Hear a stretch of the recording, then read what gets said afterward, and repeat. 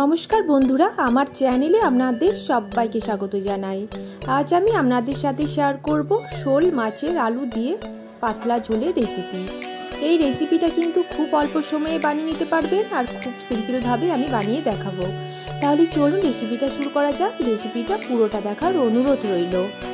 এখানে আমি শোল মাছগুলো ভালোভাবে ধুয়ে রেখেছিলাম। এবার আমি লবণ আর হলুদ দিয়ে মেখে রেখেছি। তেল এখানে গরম হয়ে গেছে। আজকে রেসিপিটা সর্ষের তেলে বানাবো। এবার আমি মাছগুলো ভেজে নেব।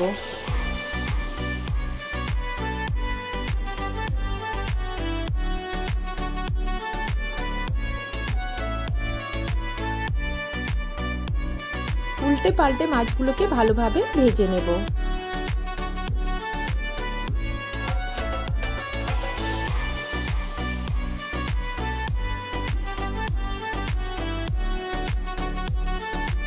মাছগুলো খুব ভালোভাবে ভাজা হয়ে গেছে। এবার আমি ওই তেলে আলুগুলো ভেজে নেব।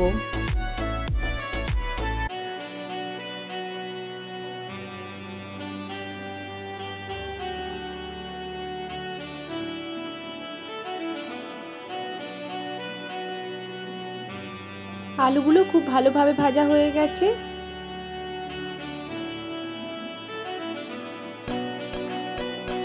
এবার আমি ওই তেলে ফোড়নের জন্য দিচ্ছি গোটা জিরে, শুকনো লঙ্কা, দুটো তেজপাতা। ফোড়নটা কিছুক্ষণ ভেজে নেওয়ার পর এখানে আমি দুটো মিডিয়াম সাইজের পেঁয়াজ কেটে রেখেছিলাম, সেইটাই দিচ্ছি। এবার আমি পেঁয়াজটা কিছুক্ষণ ভেজে নেব।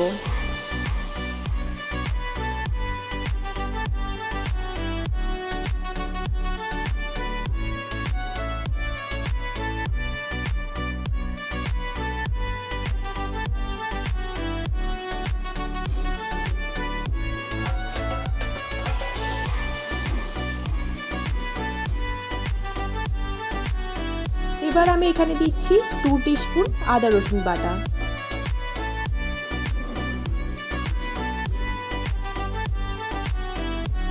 কিছুক্ষণ কষিয়ে নেওয়ার পর এবার আমি দিচ্ছি একটা মিডিয়াম সাইজের টমেটো, ছোট ছোট করে কেটে রেখেছিলাম, সেটাই দিচ্ছি। খুব ভালোভাবে কষিয়ে নেব। এবার আমি দেব পরিমাণ মতো লবণ, হলুদ গুঁড়ো,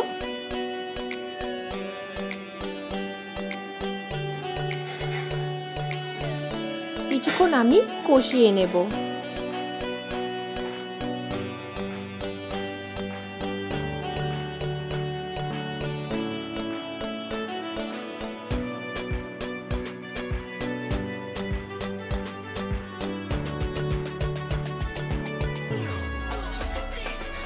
এবার আমি দিচ্ছি 1/2 টিস্পুন জিরে গুঁড়ো, 1/2 টিস্পুন ধনে গুঁড়ো।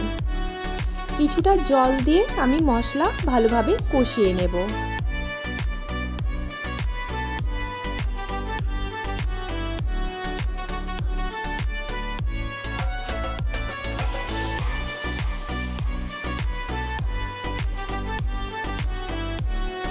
এবার আমি ভেজে রাখা আলুগুলো দিয়ে দিচ্ছি। আলুগুলো দেওয়ার পর আমি আবার কিছুক্ষণ কষিয়ে নেব।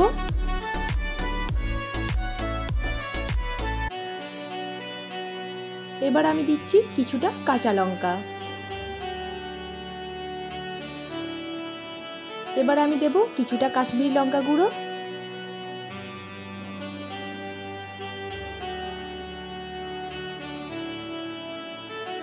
কিছুটা চিনি। আমি আবার কিছুক্ষণ মশলা কষিয়ে নেব।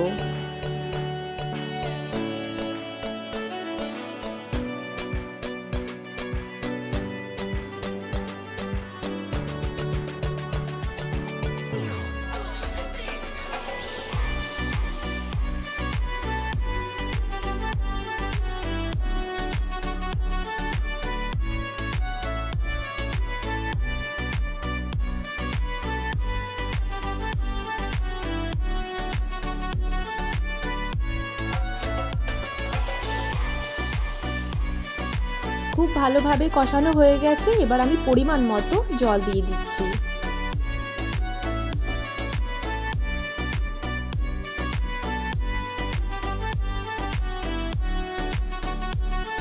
এবার আমি এটাকে 10 মিনিটের মতো ঢাকা দিয়ে রাখবো।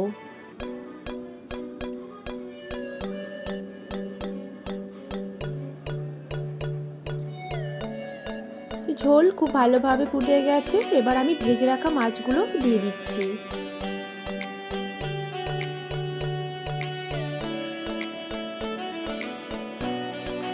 মাছগুলো দেওয়ার পর আমি খুব ভালোভাবে ঝোলটাকে একটু ফুটিয়ে নেব।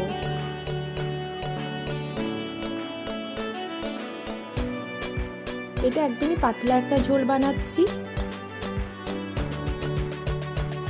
এবার আমি দেব কিছুটা গরম মশলা, ভালোভাবে মিশিয়ে নেব।